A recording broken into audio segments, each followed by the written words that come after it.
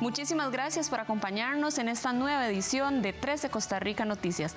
Les saluda Catherine Chávez y de inmediato vamos a un repaso por nuestros titulares. El gobierno prepara la directriz para retomar el teletrabajo en el sector público. La cantidad de trabajo que tienen los defensores públicos laborales sobrepasa todo límite y esto genera rezago en el proceso. El Banco de Costa Rica ya implementó la billetera electrónica, en donde el cliente no tendrá que presentar la tarjeta. En el campo internacional, Rusia advirtió este martes a Lituania de las graves consecuencias de las restricciones que ese país de la OTAN y la Unión Europea impuso al tráfico ferroviario hacia el enclave ruso de Kaliningrado. Y en los deportes, después de perder el campeonato de apertura contra Alajuelense, nuevamente algunas jugadoras sapricistas manifestaron que ya no es suficiente solo el esfuerzo para ganar torneos. Este martes, el presidente de la República tuvo un almuerzo con representantes del sector empresarial en un hotel de la capital. El mandatario aseguró que él gobernará para los costarricenses y no para un grupo de empresas. A eso de las 10 de la mañana, el presidente de la República, Rodrigo Chávez, llegó al Hotel Crown Plaza para reunirse con los representantes del sector empresarial. Este encuentro con los empresarios se extendió por unas 2 horas, en el cual hablaron sobre los retos y desafíos a los que se enfrenta la economía del país. El mandatario fue muy claro al decir que para sacar a Costa Rica adelante, el sector privado debe trabajar de la mano con el sector público. Chávez fue enfático al asegurar que él trabajará por el beneficio de los costarricenses y que no gobernará para los intereses de un grupo de empresas. Deje claro a algunos medios y a toda la gente de este país, no gobierna para los comerciantes. El gobierno de Costa Rica, mientras yo ejerza el mandato sagrado que me dio el pueblo, va a gobernar para el pueblo. Pero eso supone la libertad de comercio, los derechos de propiedad y la racionalidad en las políticas públicas. Porque el Estado puede contribuir a generar prosperidad, pero no la puede generar. Por su parte, los empresarios se sintieron complacidos con el presidente Chávez porque aseguran que las señales que les ha dado los dejan complacidos. En estas 6 semanas de mandato de Chávez, los empresarios dejan ver que se ha trabajado más de lo que se había hecho en varias administraciones. 6 semanas se reafirma nuestra confianza y nuestra esperanza en que con este gobierno vamos a lograr los objetivos que nos hemos planteado como país. ¿Por qué? Su compromiso, primero que todo, hoy está respaldado por un gran equipo, una promesa que nos hizo el presidente de campaña. Hoy tenemos 7 extraordinarios profesionales que están aquí acompañándonos. Es un equipo de trabajo que está detrás, que demuestra que la estrategia que siguió el señor presidente fue la correcta. El presidente dijo que este fue el segundo encuentro con los empresarios y no descarta que se sigan dando más. Hay una demanda que yo no entiendo, es una demanda en vía civil, en la que no hay ningún título ejecutivo, ningún documento firmado. No sé, tendré que ver qué es, pero la verdad es que a mí que me enseñen algo que yo haya firmado y con mucho gusto le contestaré a la prensa. El presidente de la República, Rodrigo Chávez Robles, confirmó que ya fue notificado sobre el trámite de una demanda de la agencia de publicidad Madison Revolution S.A. por impago de facturas que canceló gastos electorales por $133,000 en la pasada contienda electoral al Partido Progreso Social Democrático. Este martes, Chávez no quiso ahondar en el tema, solo mencionó que desconocía el fondo de la demanda y que tendría que averiguar sobre qué trata la misma. El proceso se accionó contra el presidente Chávez, la jefa de fracción de Progreso Social Democrático, Pilar Cisneros Gallo, el financista Jack Love Casanova y la presidenta del partido, Luz Mari Alpizar Loaiza. El presidente Chávez informó de que la próxima semana le dará una gran sorpresa al país con respecto a la inspección técnica vehicular. El mandatario Chávez enfatizó que la próxima semana anunciarán la decisión que tomaron con respecto a la revisión técnica vehicular. Chávez explicó que por ahora afinan detalles por lo que será la próxima semana cuando den la gran sorpresa al país. Creo que fueron 4 horas con 8 abogados la semana pasada porque hay 2 restricciones que nosotros, 2 líneas rojas que no vamos a cruzar. Una es permitir que se nos mueran costarricenses producto de la falta de revisión vehicular. Y la otra es que el precio de eso tiene que bajar. ¿Por qué tiene que bajar? Porque quien dé el servicio ya no tiene que pagar por la maquinaria, los equipos y las instalaciones.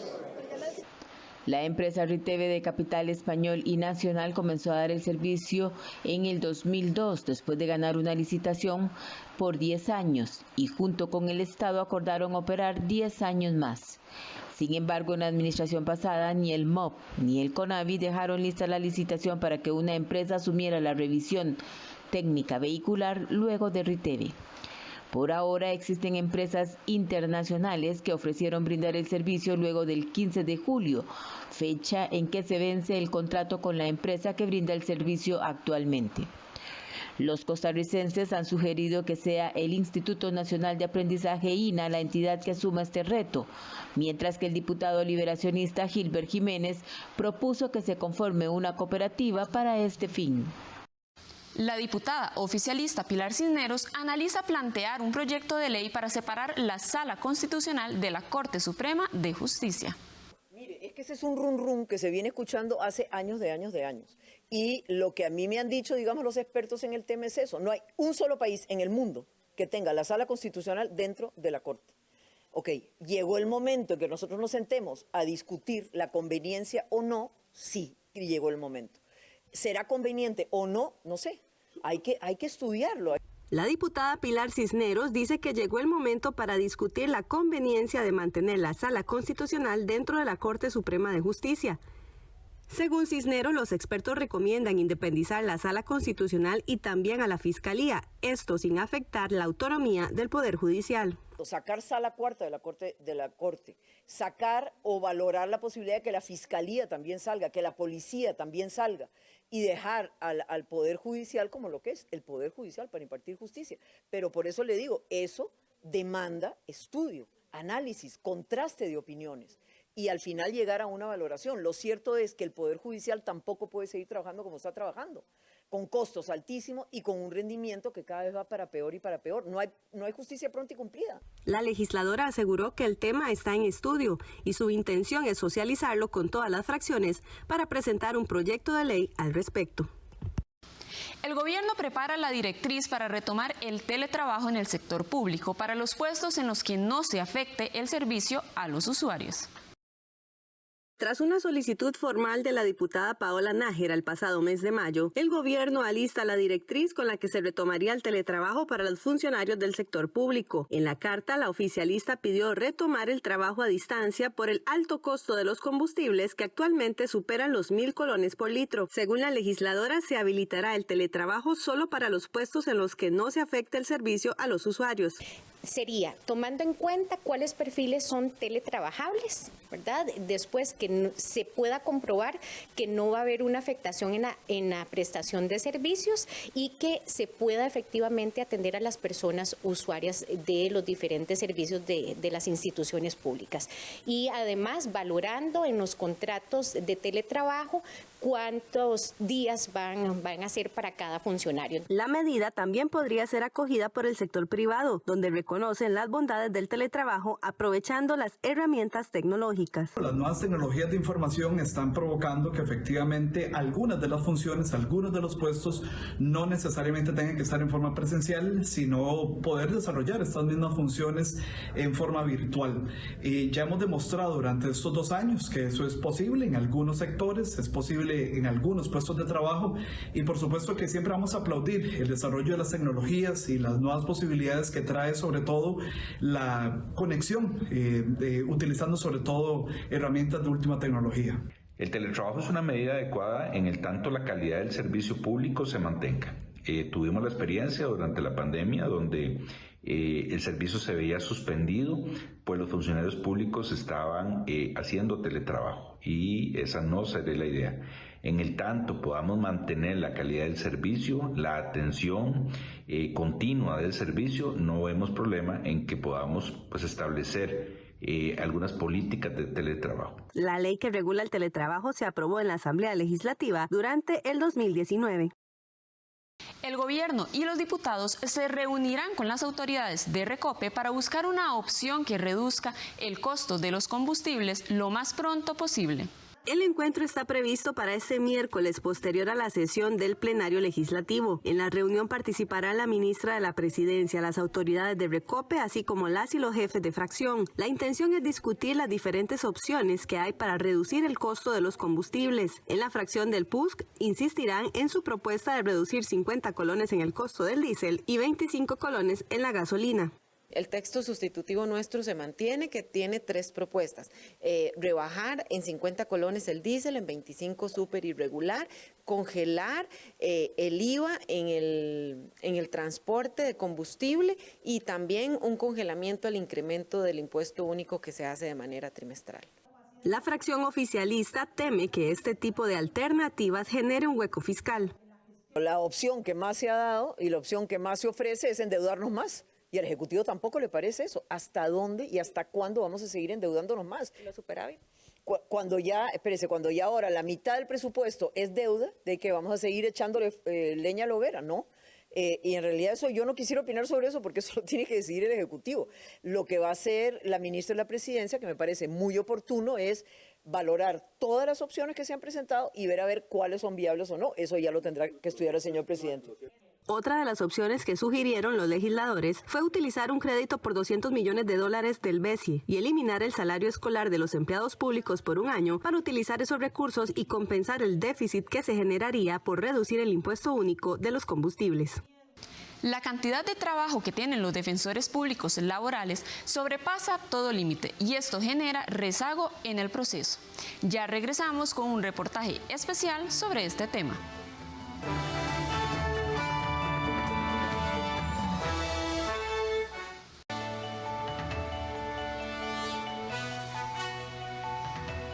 La defensa pública laboral lo tiene claro. No pueden ofrecer un servicio de alta calidad por la alta carga de trabajo que tienen actualmente. Si bien cada defensor puede tener como máximo 400 expedientes en su escritorio, hay funcionarios que llegan a tener hasta 800 casos. En la segunda entrega de este reportaje analizamos este fenómeno.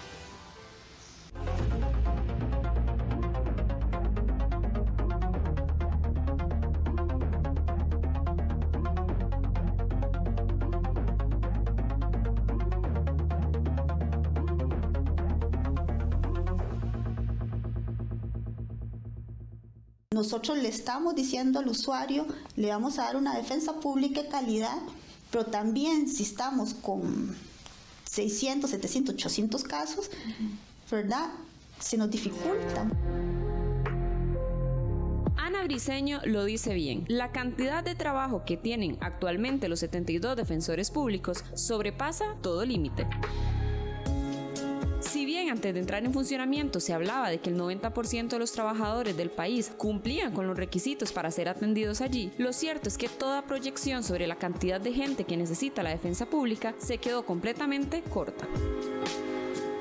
Como podemos observar en el siguiente gráfico, entre el 2018 y el 2021 ingresaron poco más de 73.000 expedientes a toda la defensa pública laboral, siendo el 2019 el año con más casos entrados, mientras que el 2020 obtuvo la cifra más baja. Para los expertos, esa disminución en el 2020 podría ser porque los empleados estaban poco en sus lugares de trabajo por las reducciones de jornada a raíz de la pandemia por el coronavirus. Adentrándonos en las oficinas con más casos ingresados, San José es la que está en la cabecera con más de 16.000 expedientes, lo cual equivale a un 22% del total del país. Le sigue Alajuela con 6.000 casos y Pocosí con casi 5.000. Estas altas cifras significan que por cada defensor ingresaron poco más de 1.000 expedientes durante estos 4 años. Desde ahí ya se vislumbra el surgimiento de una presa de casos, pero todo se complica aún más cuando se analizan los datos de terminación de los expedientes. Tal como se ve en el gráfico, en esos mismos 4 años se cerraron casi 40 47.000 asuntos, siendo que cada año se supera por mucho la cifra anterior. Pero esos esfuerzos no son suficientes. Según las estadísticas que observamos, la Defensa Pública Laboral tiene un circulante actual de poco más de 35.000 expedientes. La mayoría de esos asuntos provienen del 2021.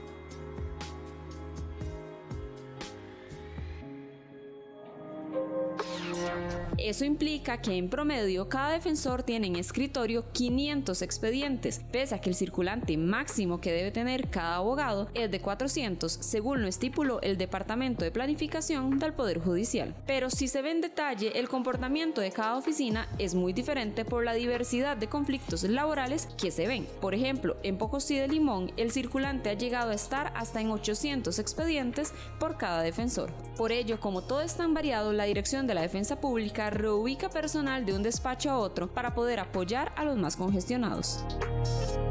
Esto es una carga fuerte de trabajo de parte de los compañeros, porque esto demanda, el proceso laboral demanda, como yo le indicaba, la asesoría desde el día 1, incluso con una teoría del caso, porque tenés que plantearte, ¿verdad?, toda una teoría del caso que lo vas llevando todo el proceso hasta su final, ¿verdad?, que sea con sentencia, con conciliación, con cualquier modo de terminar el proceso, con sus recursos, ¿verdad?, si tienes que ir a apelaciones, casaciones, y tienes que ir también a la ejecución del proceso. Y es que ella explicaba que la parte que más le consume tiempo a los defensores es la ejecución de la sentencia cuando ésta es a favor de los trabajadores. La razón es muy sencilla, y es que los expatronos buscan la manera de evitar el pago. Incluso hay algunos que hasta distraen sus bienes para evitar que sean embargados. Entonces, durante los 10 años que duren prescribir el caso, el defensor debe estar pendiente de si el exempleador adquirió algún bien que pueda servir para pagar a su representado. Eso nos trae toda una complejidad, ¿verdad? Porque también es una obligación que no se ha pagado. Y para el trabajador también es una angustia. Pero el trabajo no termina allí. Los defensores públicos en materia laboral también deben atender otras consultas, como por ejemplo en materia penal, lo cual significa que se recarguen de trabajo pese a que esto no se ve reflejado en las estadísticas. Y justamente esta situación hace que los usuarios no tengan una atención personalizada y genera frustración en ellos. No sé cuántos casos llevará una abogada aquí, realmente, pero me imagino que deben ser muchos. Y a pesar de que yo he estado frecuentemente viniendo, que pregunto, que hago esto y el otro, porque desgraciadamente el interesado soy yo y tengo que hacerlo. Entonces, en ocasiones uno llama a la abogada y a pesar de que uno le dice, tengo que dar el número de expediente, porque ella no va a saber quién soy. O sea, aunque le diga el nombre, aunque le diga, me imagino, porque llevan demasiado trabajo. Mañana, en la tercera entrega de este trabajo, abordaremos el caso específico de la Defensa Pública Laboral de Pocosí, la cual es la tercera oficina más sobrecargada del país, solo por debajo de San José y Alajuela.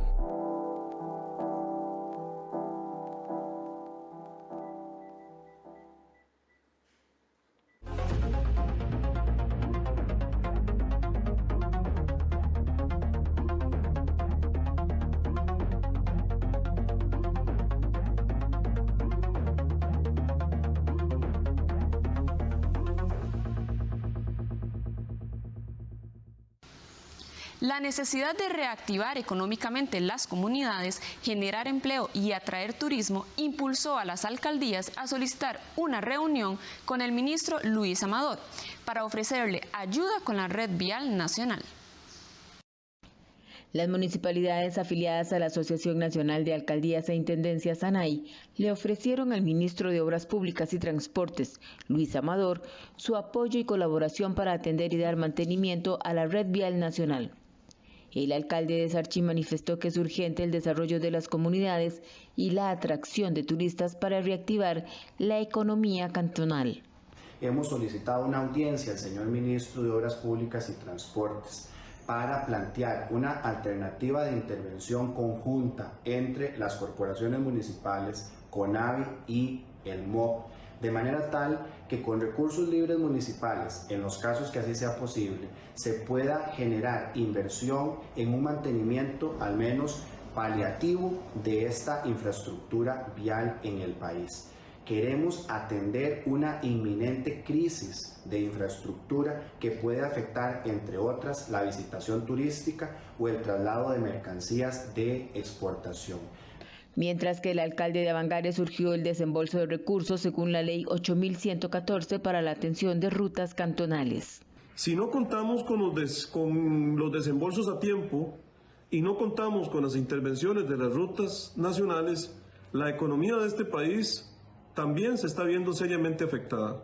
El sector turismo, el sector agro, el sector de la exportación y claramente agricultores, ganaderos, ¿verdad? Y de todo tipo de actividad que se desarrolla en los diferentes cantones de nuestro país y que obviamente salen por esas rutas nacionales hacia los diferentes destinos, ¿verdad? En el último informe de la NAME, el coordinador de la Unidad de Gestión y Evaluación de la Red Nacional de esta entidad señaló que detectaron que un 26% de la red vial nacional pavimentada, es decir, unos 1.382 kilómetros, se encuentran en una condición frágil, por lo que considera urgente reactivar los contratos de conservación y mantenimiento. Esto que estamos viendo ahorita manifestado a través de huecos, deformaciones, hundimientos, agrietamientos, es precisamente esa gran cantidad de rutas que se encontraban en esa condición ante la presencia también de las lluvias recientes y la falta de mantenimiento. La situación más preocupante es que esta condición nos puede llevar a uno de los escenarios más trágicos de los últimos tiempos, que es básicamente una condición generalizada de deterioro de las rutas principales de la gran área metropolitana, lo cual nos llevaría a tener que hacer una inversión gigantesca. Nosotros estimamos que cerca de unos 235 mil millones de colones para restaurar la condición que originalmente se tenía a finales del año 2010. Ante la suspensión de los contratos de conservación vial, el estado de las rutas nacionales que atraviesan los cantones es cada vez más alarmante. Un informe del Banco Interamericano de Desarrollo BID señala que a pesar del esfuerzo realizado en los últimos años, Costa Rica es el país de América Latina con el peor estado de sus vías pavimentadas. El Frente Amplio busca que las declaraciones juradas de bienes patrimoniales de altos jerarcas sean accesibles para todos los costarricenses. Mediante un proyecto de ley y una acción de inconstitucionalidad, buscan eliminar la confidencialidad, con lo que a su criterio se combatiría la corrupción. El presidente de la República, sus vicepresidentes y ministros, diputados, magistrados, jueces, alcaldes y muchos funcionarios públicos más están obligados a presentar una declaración jurada donde consten sus bienes, pero hasta hoy esta información es de carácter confidencial. Por eso, un proyecto de ley del Frente Amplio busca que esos datos sean accesibles para todos los costarricenses.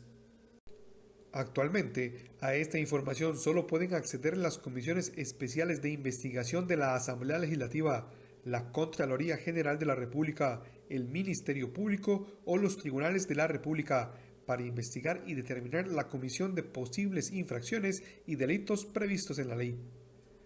A criterio del Frente Amplio, esto le resta transparencia al sector público, ya que se le limita el acceso al público en general. La ciudadanía, los medios de comunicación tienen derecho a saber cuál es el patrimonio y cuáles son los intereses empresariales, las acciones, en cuáles empresas tienen acciones, por ejemplo, los políticos, para poder investigar posibles conflictos de interés y también posibles casos de corrupción. Pero además de presentar el proyecto de ley que esperamos pronto sea aprobado por esta Asamblea Legislativa, la fracción del Frente Amplio, cumpliendo con altos estándares éticos, el día de hoy también está haciendo pública su declaración de patrimonio e intereses empresariales, para que toda la ciudadanía, aunque no tenemos la obligación de hacerlo, pueda conocer cuál es nuestro patrimonio, pueda saber cuáles son nuestros intereses empresariales en el caso de que los tuviésemos. La bancada Frente Amplista propone que las declaraciones juradas sean públicas, tanto para los funcionarios que exige la ley, como para sus parientes hasta el tercer grado de consanguinidad o afinidad. La declaración no solo contempla los bienes, sino también la participación que tienen en sociedades jurídicas y fideicomisos. Las declaraciones juradas deberán estar disponibles en el sitio web de la Contraloría General de la República. Como un gesto de transparencia, aunado a la presentación del proyecto, el Frente Amplio envió al chat de WhatsApp donde comparten información con la prensa las declaraciones juradas de sus 6 diputados. Quisimos conocer la opinión de legisladores de otras bancadas sobre esta propuesta frente amplista, pero nos dijeron que aún no se referirán al tema, ya que es un proyecto que se presentó este lunes y al cual no han tenido la oportunidad de analizar.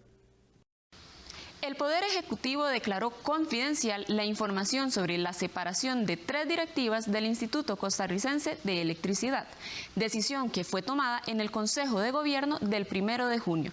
La noticia provocó molestia en la Asamblea Legislativa, donde piden muchísima más transparencia. El 1 de junio fueron separadas de sus cargos 3 directivas del ICE. La única explicación que se dio en su momento fue que un reporte de la auditoría interna de la institución indicaba que sus nombramientos, hechos en el 2019, no cumplían con los requisitos. Un día después, Marianela Feoli, una de las directivas destituidas, aseguró que es mentira que sus nombramientos no fueran a derecho y que la acción tomada por el presidente Rodrigo Chávez no tiene sustento jurídico. El jueves anterior se publicó el acta de la sesión del Consejo de Gobierno del 1 de junio, pero cuando se refiere al caso en cuestión, el texto cita que conforme a los artículos 6 de la Ley de Control Interno y el artículo 8 de la Ley contra la Corrupción y el Enriquecimiento Ilícito en la Función Pública, la información es confidencial para terceros. Acuerdo firme por unanimidad. Además de Marianela Feoli, fueron separadas de sus cargos Sandra Rojas y Carla Murillo. La noticia no fue vista con buenos ojos en la Asamblea Legislativa, desde donde claman por transparencia en el Poder Ejecutivo. Es preocupante la duda que genera de que no se aclare cuáles fueron las causas de la remoción. Si bien es cierto, el señor presidente de la República está en su derecho de poder incidir en su personal de confianza, más en áreas tan sensibles como áreas directivas de una institución como el ICE, pero sin embargo es válido que también dé explicaciones del por qué, cuál es el fundamento. Y es muy preocupante que haya información de carácter restrictivo hacia la opinión pública con respecto al por qué fueron removidas estas señoras. Una opinión parecida tiene la diputada social cristiana Vanessa Castro, quien aseguró que la población debe conocer las razones de las separaciones y que las declaratorias de confidencialidad no deben convertirse en una rutina. Comparto que haya temas de gobierno que sean declarados confidenciales, pero evidentemente tienen que ser temas de gobierno que no impliquen transparencia hacia las personas para explicarles las razones de algo tan importante como el cese de unos funcionarios que estuvieron asumiendo responsabilidades particulares sobre un tema. Es importante que no nos demos a la ligera con las declaratorias de confidencialidad en diferentes temas. Debemos ser transparentes y solo dejarlo para cosas de verdadera relevancia. En lugar de las 3 directivas destituidas se nombraron a 2 mujeres y un hombre de manera interina, con lo que la Junta del ICE quedó conformada por 5 hombres y 2 mujeres, lo que rompe la paridad de género, ya que de esta forma la participación femenina quedó en un 28%, mientras la Sala Constitucional exige un 42%. La Comisión Nacional de Prevención de Riesgos y Atención de Emergencias levantó las alertas que había emitido en días anteriores. Sin embargo, entre martes y jueves se mantienen altas posibilidades de lluvias en la costa del Pacífico, la zona norte, así como en el Valle Central. Las autoridades advierten de que esta semana y a partir de este martes tendremos el paso de una amplia intrusión de polvo del Sahara, atravesando el sector central del Mar Caribe y muy cerca de nuestras costas. La leve disminución de lluvias se asocia a una condición denominada como el veranillo de San Juan, pero sugieren a todos los comités de emergencia del país estar prevenidos, ya que la onda tropical número 11 pasará por el país este viernes 24 de junio. Así que entre martes y jueves se levantan las alertas vigentes y de momento retornamos a las condiciones propias de la época. Este 21 de junio se celebró el Día Mundial de la Música, pero también el Día Internacional del Yoga. Decenas de centros holísticos ofrecieron clases gratuitas en distintas partes del país, aprovechando estos festejos. Los instructores aprovecharon para invitarnos a seguir esta disciplina que puede ser muy útil para su salud y bienestar también emocional.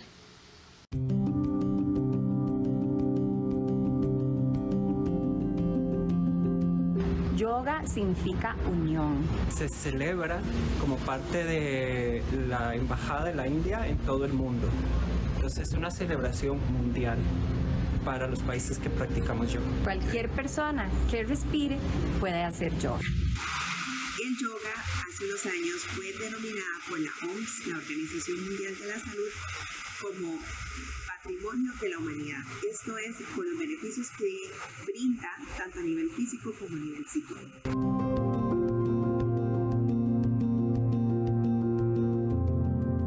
La práctica de yoga tiene muchos beneficios como calma el sistema nervioso, nos ayuda a desarrollar flexibilidad, fuerza y además nos ayuda a mantenernos presentes. Es una práctica, por ejemplo, cuando hacemos torsiones que nos ayuda a mejorar la digestión. Es una práctica desintoxicante. Si respiras y tienes un cuerpo, puedes practicar yoga. Ahí también tenemos que entender las posibilidades que tenga la persona para accesar estas prácticas, ¿verdad? Si bien tiene un contexto con la espiritualidad, pero eso también es parte de la decisión de la persona que si quiere esa parte de la práctica o solo enfocarse en la parte física. Pero creo que como descubrimos Ale y yo en nuestra práctica, una cosa va unida a la otra, entonces nos va acercando también a esa parte más interna y más personal. Les invito a mi clase de yoga para este sábado 25 de junio a las 8 de la mañana en Multiplaza del Este. El corazón del yoga se llama. Es una clase multinivel con música en vivo. Namaste. Quiero invitarlas a que vengan a NOSA. Nosotros estamos en Entre Ríos, también damos clases por Zoom en todo el mundo, damos clases también en inglés, en el cual se acerca a esta disciplina como una posibilidad de encontrar tanto salud mental como movilidad. Y esa movilidad que te permite mantenerte libre a través de sus etapas de la vida. La palabra Namaste significa salud, presencia o tu divinidad. Namaste. El Día Mundial de la Música se celebró la mañana de ayer en el Conservatorio de Castella. Las jóvenes promesas de la música interpretaron un selecto repertorio de música dirigidos por el maestro Héctor Murillo.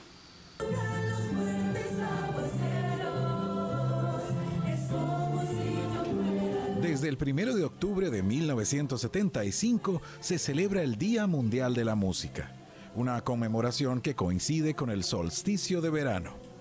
Esta mañana se celebró la Fiesta de la Música en el Conservatorio de Castella, de donde, por cierto, provienen centenares de músicos y artistas que hoy brillan en el ámbito nacional e internacional. Pues hoy es un día de fiesta para el Conservatorio de Castella, para las personas estudiantes y para todos los funcionarios que trabajamos aquí y somos parte de esta gran familia Castella, una institución benemérita de la patria que le da tanta cultura y arte al país y a nivel internacional. Y cómo no celebrar un día tan importante, ¿verdad?, para nosotros, que es fiesta. Es un día durante toda la semana vamos a tener festivales y diferentes actividades en celebración a nuestro quehacer en la parte educativa de educar a través del arte. Pues la música es un lenguaje universal que a través de ella nos podemos manifestar y que nos lleva a diferentes lugares, ¿verdad? Como bien lo decía usted, el Conservatorio de Castella forma esa semillita, ese artista que a nivel nacional llegan a ser parte de agrupaciones muy importantes, nacional e internacionalmente.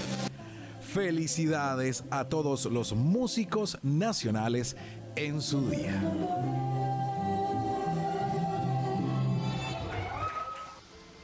Hacemos un nuevo corte y al regresar, el Banco de Costa Rica ya implementó la billetera electrónica, en donde el cliente no tendrá que presentar su tarjeta.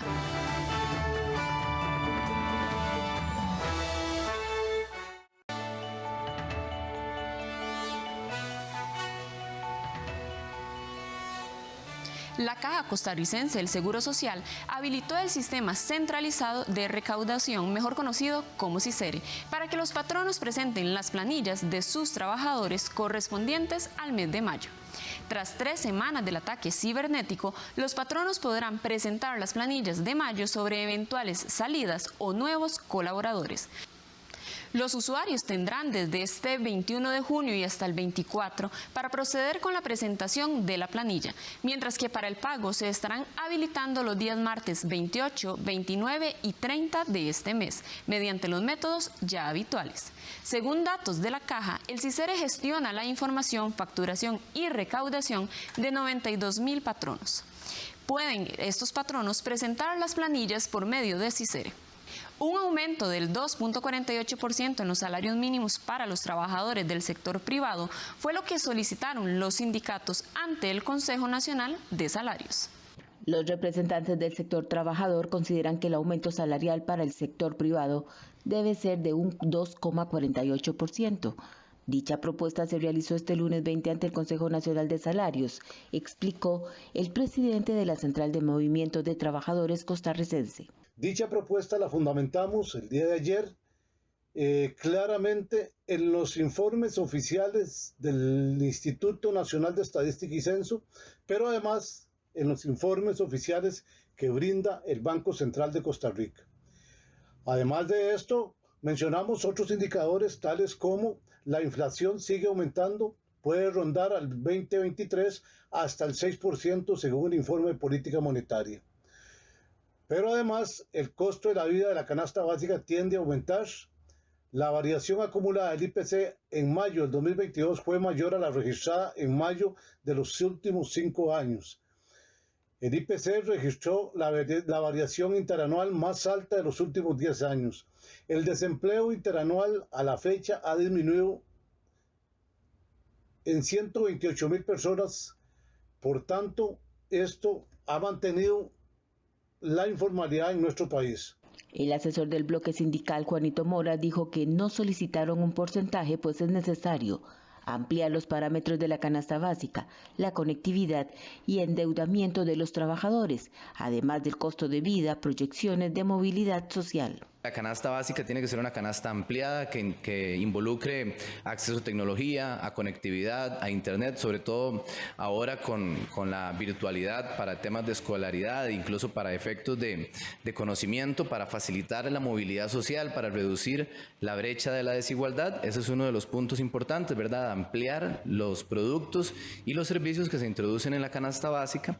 Y otro punto importante tiene que ver con el ingreso de la producción, que para el periodo de pandemia se vio un incremento que incluso para el Banco Central fue una sorpresa, por así decirlo. Sin embargo, queda rezagado en este caso la clase trabajadora, que mientras por un lado el empresario, por así decirlo, ¿verdad?, la industria, genera mayores réditos, estos réditos no se ven reflejados en las comunidades. Para la economista Roxana Zúñiga, es difícil que los trabajadores recuperen su poder adquisitivo, debido a que el último año la inflación del país supera el 8,71% y de enero a mayo de este año corresponde a un 5,48%.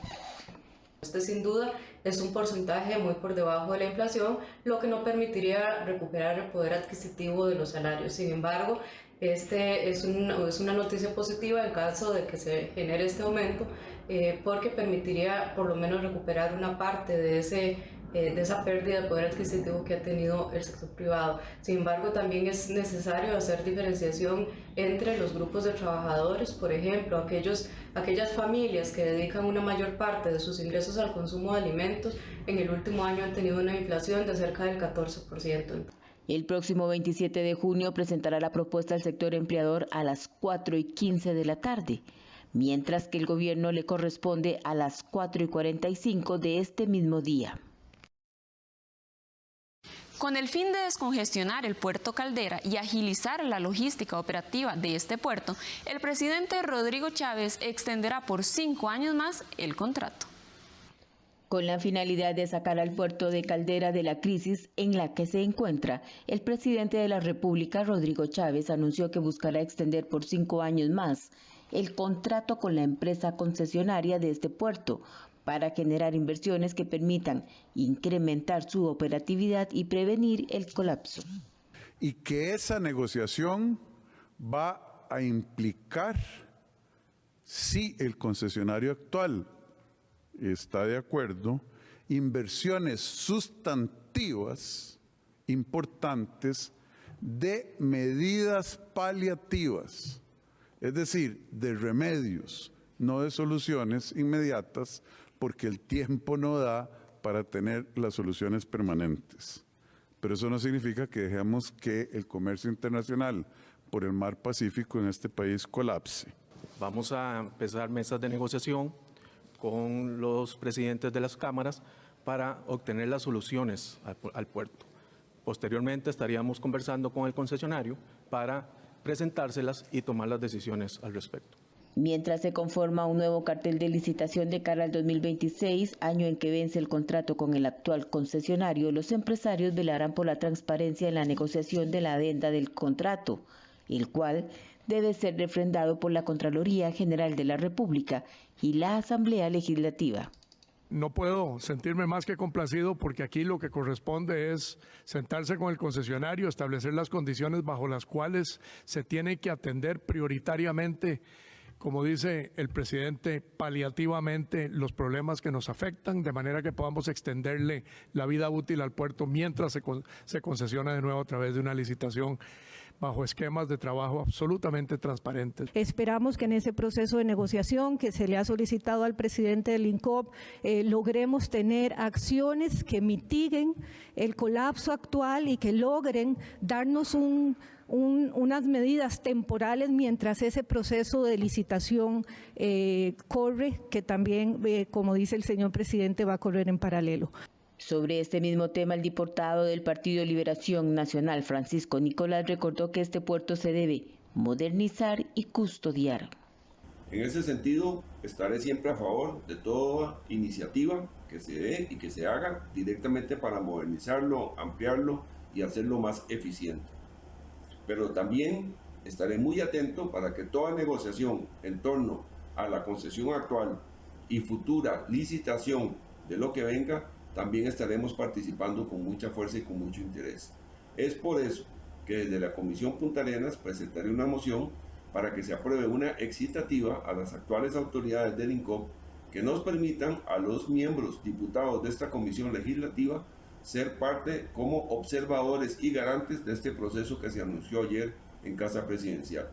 Al mismo tiempo también le pediré una cita a la señora Contralora General de la República, doña Marta Costa, para que me establezca desde su perspectiva de la Contraloría cuál es la hoja de ruta que se debe seguir en torno al futuro del concesionario actual. Asimismo, le enviaré una nota al presidente ejecutivo del INCOP, don Wilman Cruz, para que también me explique en qué consiste esta propuesta que se hace ayer desde Casa Presidencial. Los dos temas van a ser muy importantes, modernizar el puerto, pero también custodiar para que se hagan las cosas correctamente. Para el cartel de licitación se encargarán el INCOP y el MOP con el propósito de hacer una nueva contratación. El Banco de Costa Rica ya implementó la billetera electrónica, en donde el cliente no tendrá que presentar su tarjeta y podrá realizar los pagos a través de su teléfono celular. El proceso es fácil y ágil y además busca brindar más seguridad para evitar las estafas. El Banco de Costa Rica puso a disposición de sus clientes con dispositivos Android la billetera electrónica BIF, que permite realizar compras con las tarjetas desde su dispositivo móvil de forma segura y ágil, sin necesidad de portar efectivo o entregar la tarjeta. Para utilizar BIF, los clientes solo deben tener acceso a la aplicación BCR Móvil, ser tarjetaviente de débito o crédito del Banco de Costa Rica, contar con un teléfono móvil con sistema operativo Android. Se trata de una tecnología que permite la comunicación a corta distancia entre dos dispositivos electrónicos de manera inalámbrica, en este caso entre el móvil, datáfono u otro dispositivo que recibe el pago. El proceso para pagar las compras utilizando la billetera electrónica es rápido y seguro. Los clientes solo deben acceder a BIF, digitar el PIN confidencial de ingreso a la billetera, creado durante el proceso de digitalización de sus tarjetas, elegir la tarjeta con la cual desean cancelar y acercar su teléfono a la terminal de pago para realizar el pago sin contacto. La tecnología NFC es una funcionalidad que permite la comunicación a corta distancia entre dos dispositivos electrónicos de manera inalámbrica, en este caso entre el móvil o celular y el datáfono u otro dispositivo que reciba el pago. Ahora bien, el factor trascendental para el BCR siempre ha sido la seguridad, por lo que cuando el cliente realiza el proceso de digitalización de sus tarjetas, el sistema le solicita el mecanismo de seguridad que tenga activo para el app, ya sea la clave dinámica o la biometría.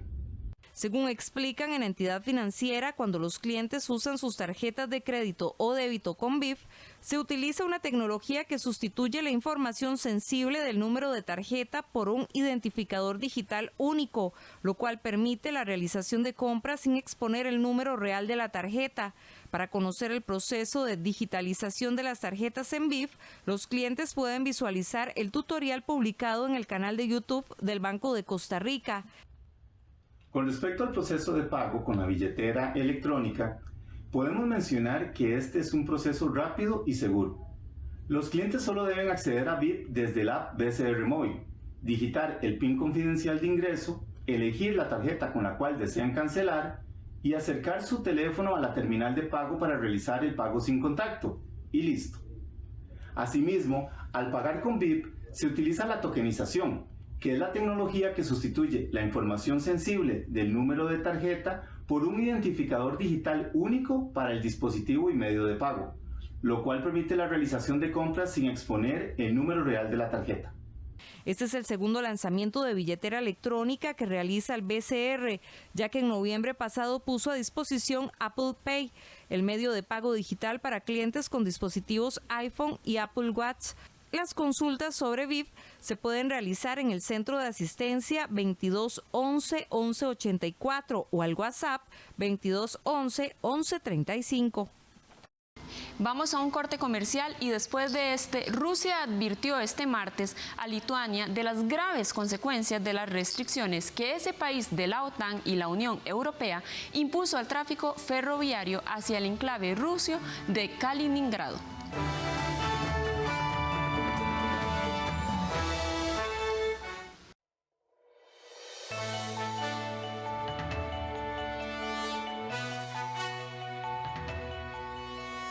Rusia amenaza a Lituania y prosigue su ofensiva militar en el este de Ucrania.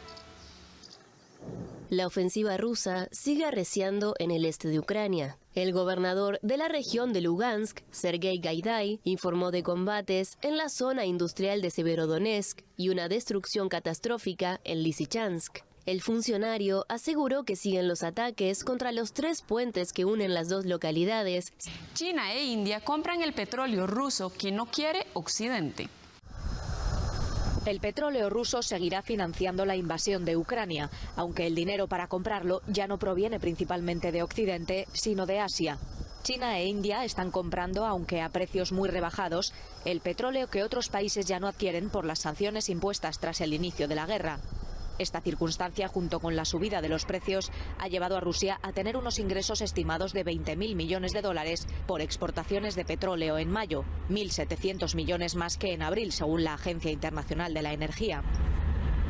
Las importaciones chinas de petróleo ruso aumentaron un 28% en mayo, lo que contribuyó a que Rusia superara a Arabia Saudí como mayor proveedor de China.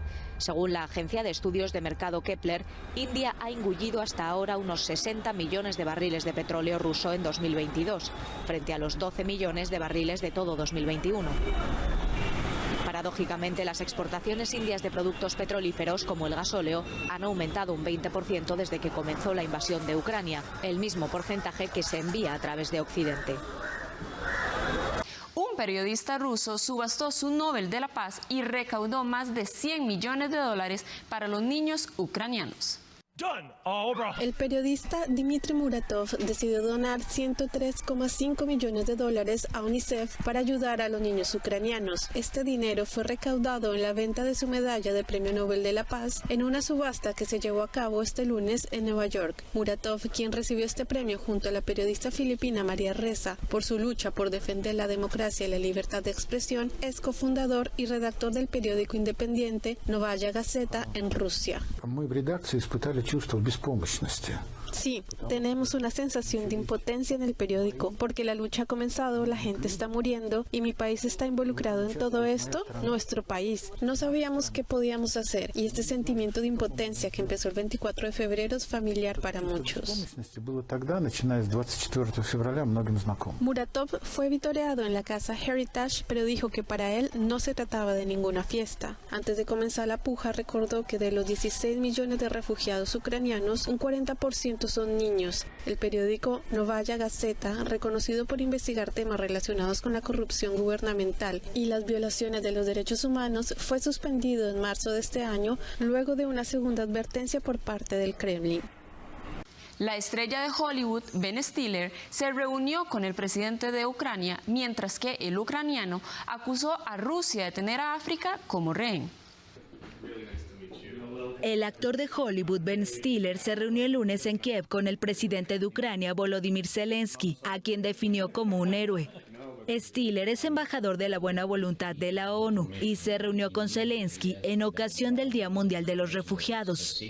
Antes de entrar en la política, el mandatario se había dado a conocer como actor en 2019, interpretando a un profesor de instituto que se convierte por sorpresa en presidente de Ucrania, en la serie cómica Servidor del Pueblo.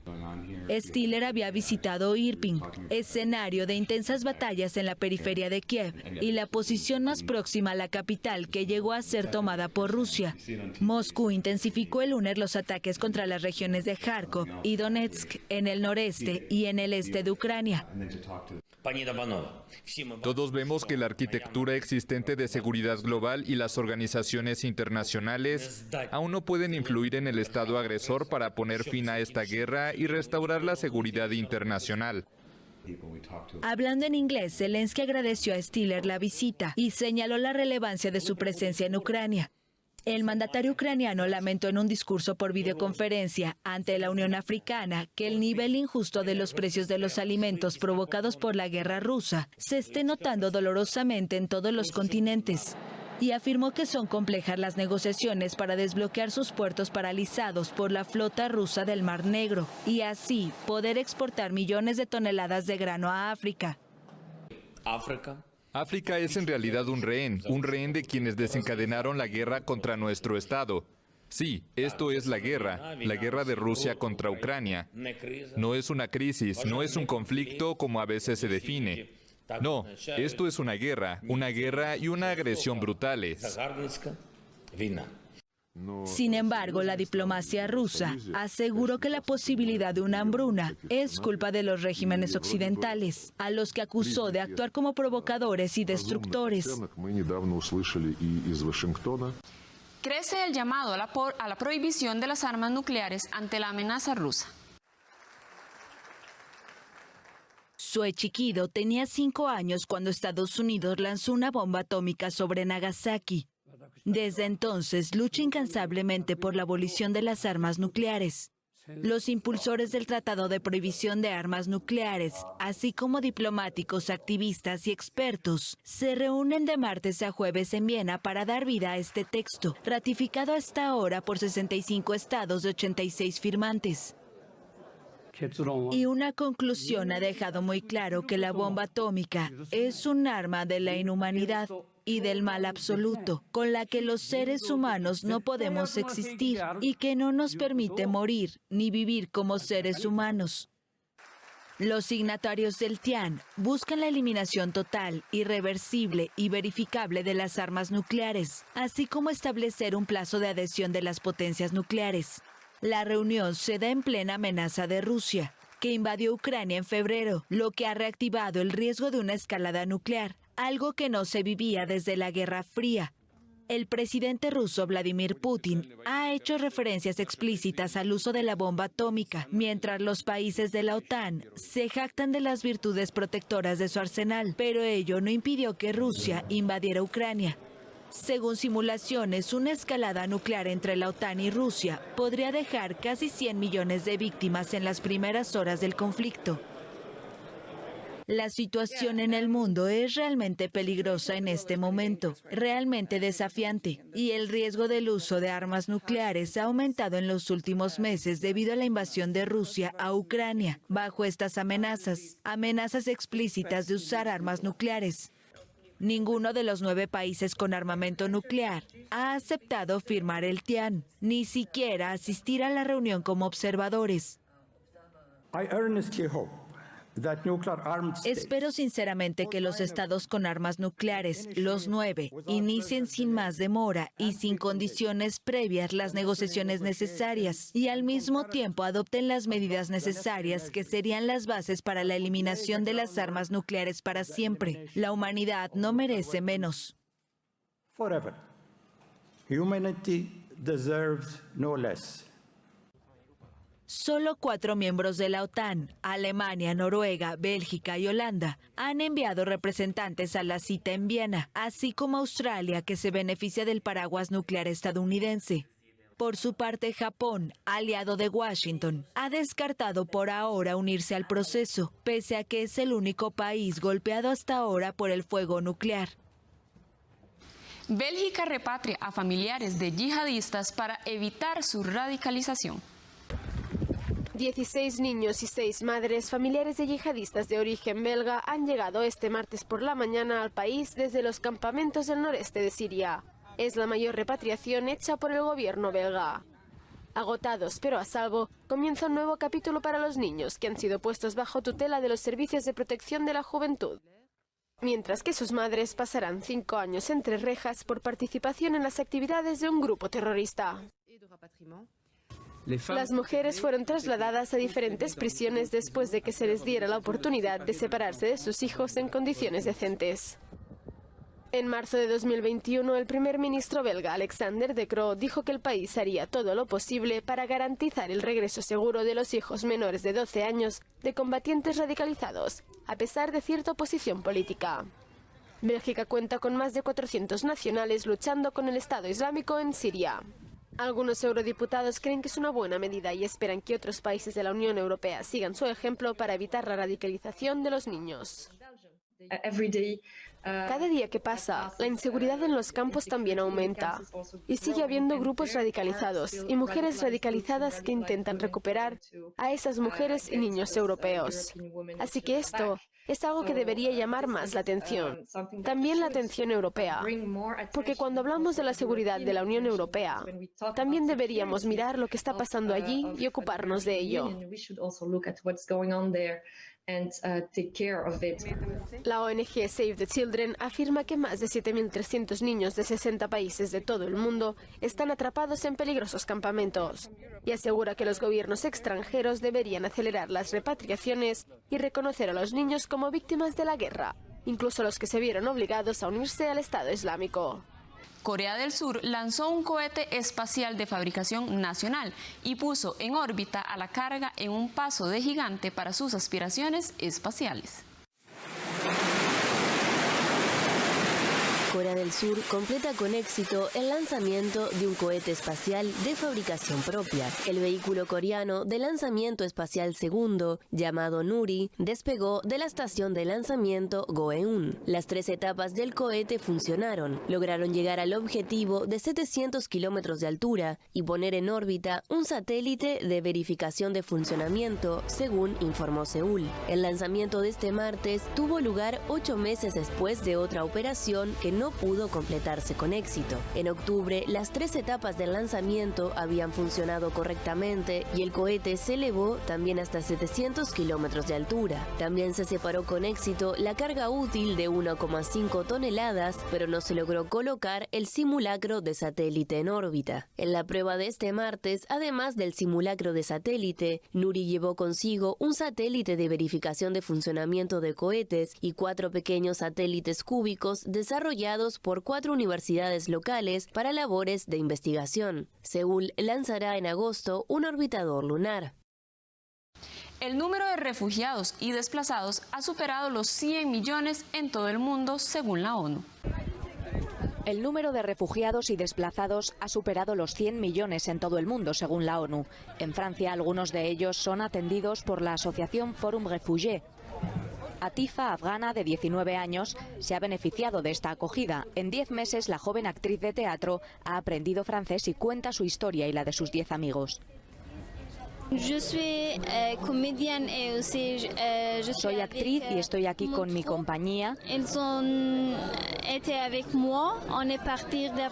Salimos juntos de Afganistán, llegamos a Francia el 23 de agosto gracias al apoyo del Teatro Nacional Popular de Villeurbanne y del Teatro Nueva Generación.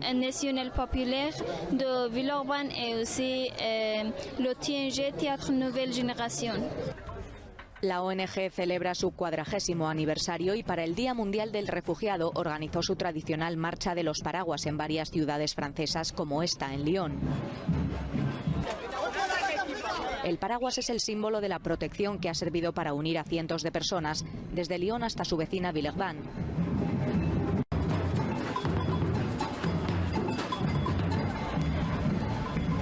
Varias ONG estuvieron presentes en el final del recorrido, cada una de ellas ocupándose de un tema diferente.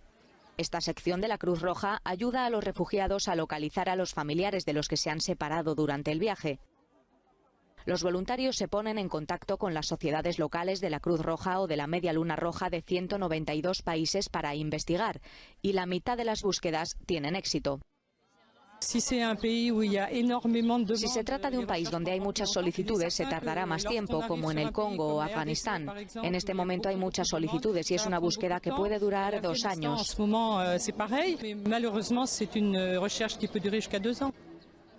La asociación SOS Méditerranée ha salvado a más de 35.600 personas en el mar con sus barcos Aquarius y Ocean Viking, con todo lo que eso supone. Han aprovechado esta jornada para pedir ayuda y poder continuar con su labor.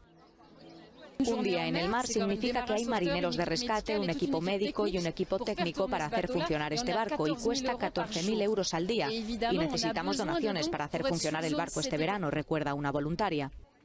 El mensaje de todas estas asociaciones es que, dadas las crisis que se avecinan, alimentaria y climática, debemos estar preparados para una migración aún mayor. Desde el comienzo de la guerra en Ucrania han llegado a Francia entre 85.000 y 100.000 refugiados ucranianos. El año pasado huyeron de su país 123.000 civiles afganos, de los cuales 2.600 llegaron a Francia. La ONU afirma que 222 millones de alumnos vieron su escolaridad perturbada en el 2022. 222 millones de alumnos vieron perturbada su escolaridad en 2022. Eso indicó el Fondo de la ONU para la Educación en Situación de Urgencia, que indicó que la cifra triplica al censo de 2016.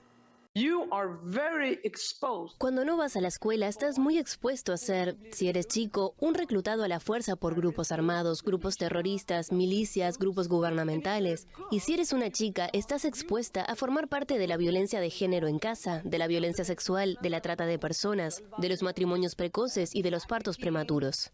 Early marriages and early childbirth. Un tercio de esos alumnos están completamente desescolarizados y más de la mitad van a la escuela sin lograr alcanzar un nivel de competencia mínimo, especialmente en matemáticas y lectura. Según la funcionaria, el aumento en los últimos 6 años está relacionado con la pandemia de coronavirus, el cambio climático y la persistencia de conflictos armados. En la aplastante mayoría de casos, más de 8 sobre 10, esos niños y jóvenes viven en zonas donde un conflicto dura desde hace años, como Siria, República Democrática del Congo o Afganistán. El conflicto en curso en Ucrania, que afecta a la escolaridad de 5.700.000 alumnos, contribuye también al alza constatada este año. El presidente de Panamá, Laurentino Cortizo, informó que padece un tipo de cáncer que ataca las células en la sangre. El presidente de Panamá padece un tipo de cáncer en la sangre. Laurentino Cortizo anunció el lunes que tras practicarse unos exámenes de rutina a finales de mayo, los médicos detectaron una disminución de la hemoglobina y en el conteo de los glóbulos blancos. Por lo tanto, el mandatario se sometió a una biopsia de la médula ósea. El jueves 16 de junio, el jueves que acaba de pasar, Yasmín y yo nos reunimos con los doctores y nos informaron que el diagnóstico es un síndrome mielodisplásico de riesgo intermedio. Cortizo, de 69 años, dijo que se realizará una segunda evaluación en Houston, Estados Unidos, para conocer el alcance de su enfermedad. El presidente aclaró que se siente bien y con buen ánimo para seguir desempeñando sus labores regulares. Según expertos, el padecimiento diagnosticado al mandatario produce una disminución de la hemoglobina, alteración en el número de plaquetas y glóbulos blancos en el paciente, que puede sentir cansancio, fatiga, debilidad, febrículas y pérdida de peso. Ecuador asegura que protestas indígenas son un serio riesgo para la democracia.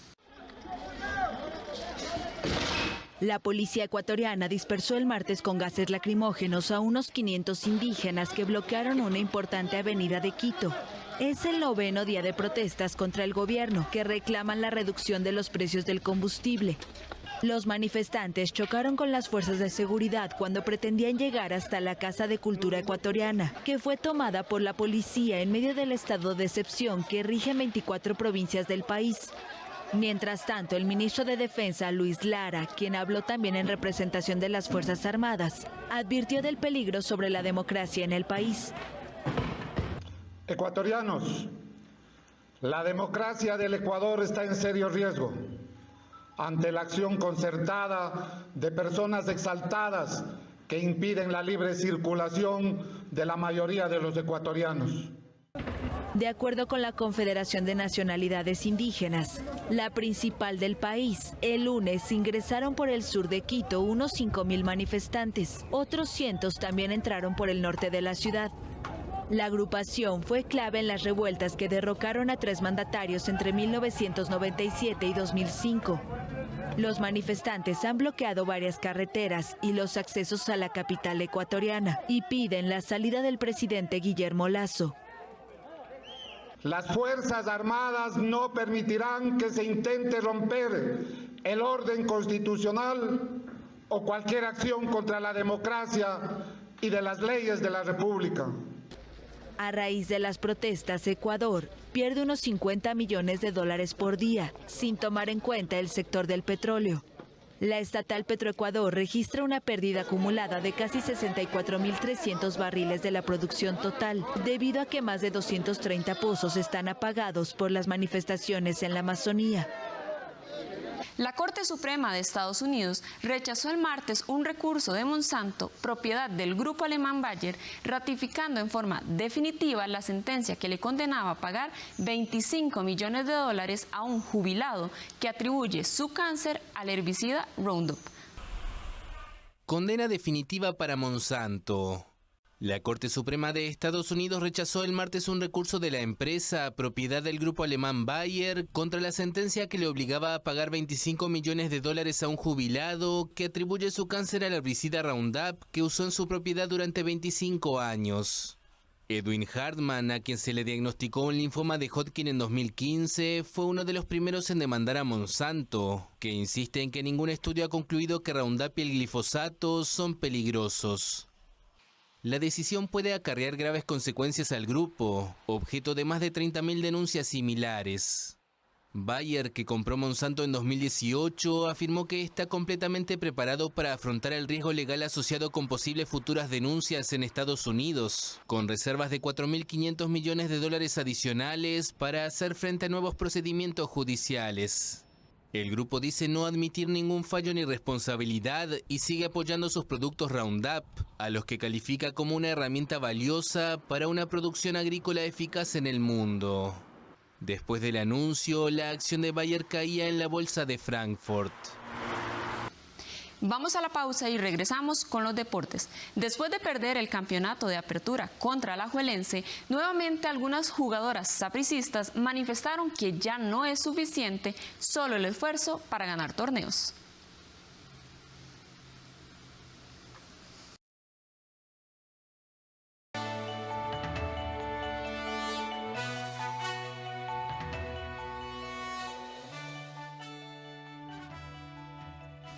Después de perder el campeonato de apertura el pasado sábado contra Alajuelense, nuevamente algunas jugadoras sapricistas manifestaron que ya no es suficiente solo el esfuerzo para ganar torneos.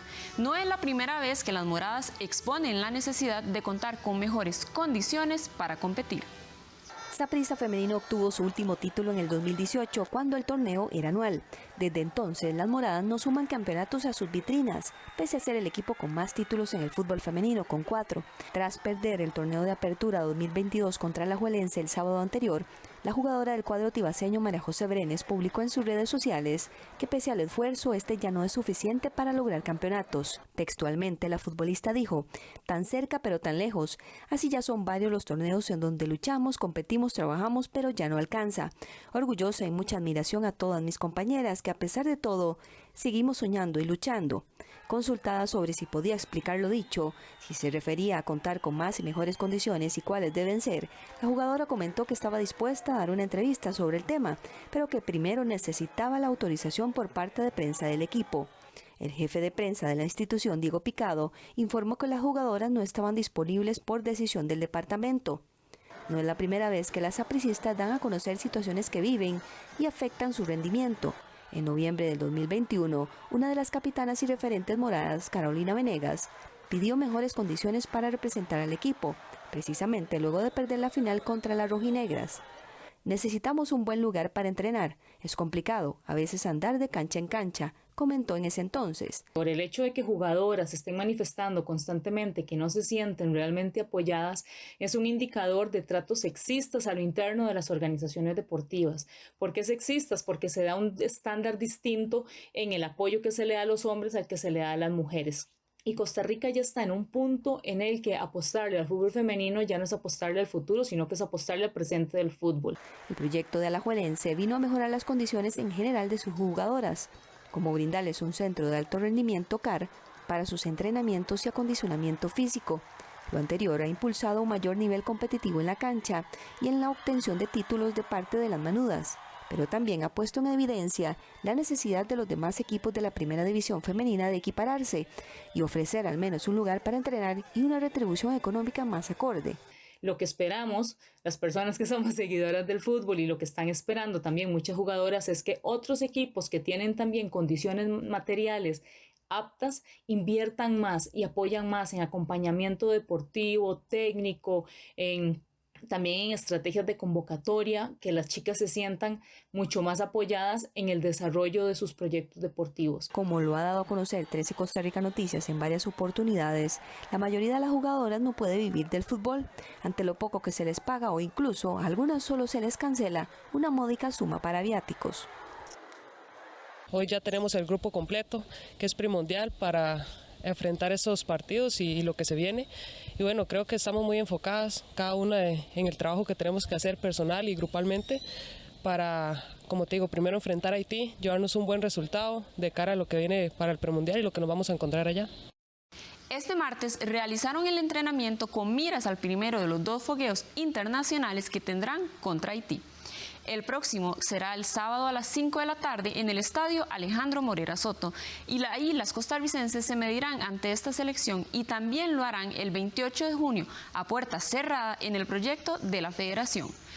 Los amistosos se realizan con miras al premundial que disputará la selección femenina en julio en México, en donde buscará un cupo para la Copa del Mundo en el 2023 en Australia, Nueva Zelanda.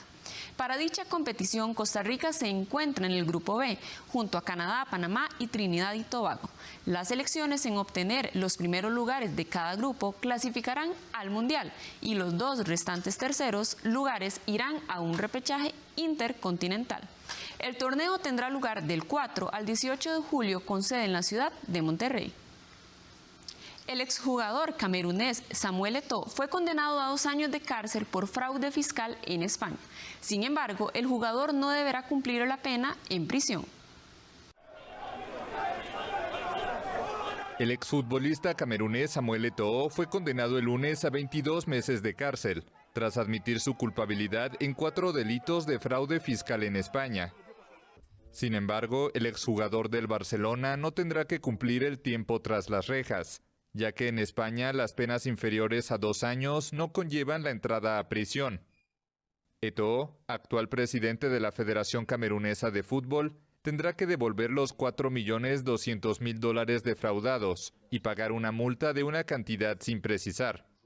Medios españoles hablaron de $1.890.000.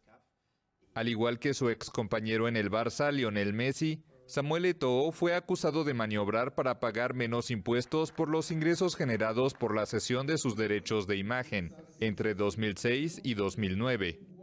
Mientras militó en el equipo azulgrana, el delantero habría evitado pagar $4.100.000 de impuestos.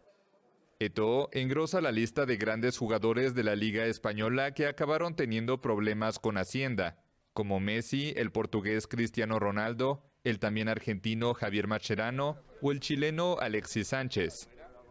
Todos ellos acabaron llegando a pactos con la fiscalía similares al del camerunés.